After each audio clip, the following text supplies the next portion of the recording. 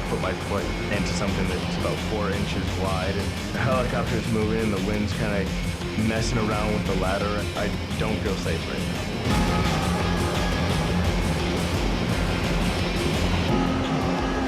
Oh God, please just put your hand on me, pick me up, and bring me to the floor. This is just too hard. I'm getting too stuck. I'm really concerned about Acela because I'm having such a difficult time.